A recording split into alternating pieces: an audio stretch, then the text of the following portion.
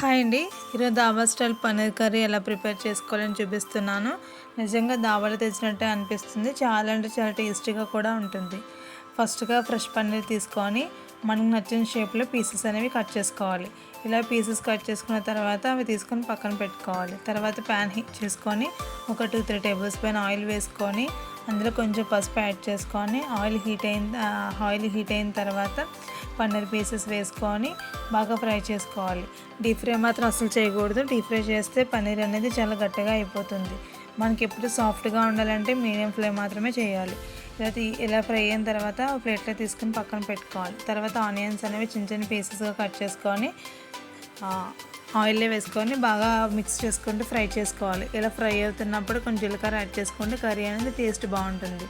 ఇలా ఫ్రై అయిన తర్వాత ఒక పచ్చిమిరకాయలు యాడ్ చేసుకొని ఇంకొంచెం సేపు ఫ్రై చేసుకోవాలి. ఇలా ఆయిల్ సెపరేట్ అయ్యేంత వరకు ఫ్రై చేసుకున్నాక అందులోకి టమాటా పేస్ట్ వేసుకొని ఇంకొంచెం సేపు మూత పెట్టుకొని ఫ్రై చేసుకోవాలి. చూసారు, ఈ విధంగా ఫ్రై అయిన తర్వాత అందులో కారం, గరం మసాలా, అల్లం వెల్లుల్లి పేస్ట్, టేస్ట్ సరిపడగా సాల్ట్ వేసుకొని ఇంకొంచెం సేపు ఫ్రై చేసుకోవాలి. ఇలా ఫ్రై అయిన తర్వాత అందులోని ఒక 2-3 టేబుల్ స్పూన్ పెరుగు యాడ్ చేసుకుంటే కర్రీ గ్రేవీ అనేది చాలా ఎక్కువ వస్తుంది. కర్రీ టేస్ట్ కూడా చాలా చాలా బాగుంటుంది. పన్నీర్లో ఎప్పుడు మాత్రం ఫ్రెష్ క్రీమ్ కానీ పెరుగు కానీ కంపల్సరీ వేసుకుంటే టేస్ట్ అయితే నిజంగా చాలా బాగుంటుంది. ఇలా ఫ్రై అయిన తర్వాత అందులో గ్లాస్ వాటర్ వేసుకొని పన్నీర్ పీసెస్ కూడా యాడ్ చేసుకొని ఇంకొంచెం సేపు కలుపుకుంటూ ఫ్రై చేసుకోవాలి. మనకు ఆయిల్ అనేది సెపరేట్ అయ్యేంత వరకు ఫ్రై చేసుకుంటే dhaba style paneer curry ready అవుతుంది.